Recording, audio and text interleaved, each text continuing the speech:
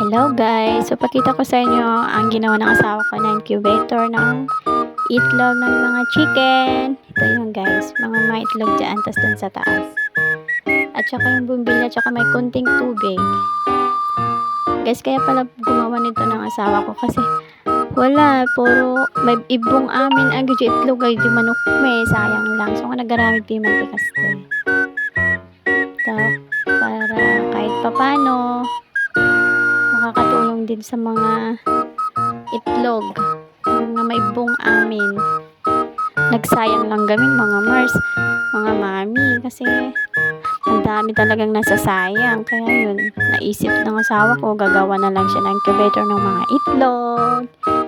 O yan guys, ganyan siya umilaw. Ganyan siya pag umiilaw na.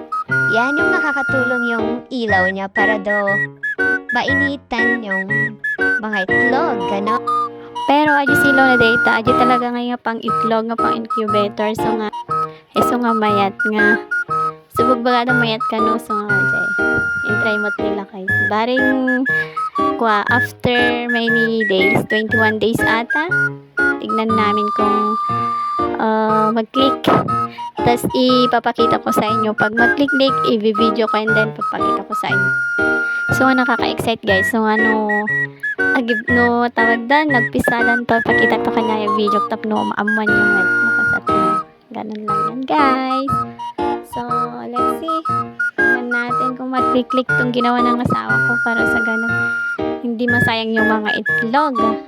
Nagalugan may ibong sayang. Matutudwan gamin kasi basta kasi mga mamsi pakita ko sa inyo pag nagpisa na sila. Bye!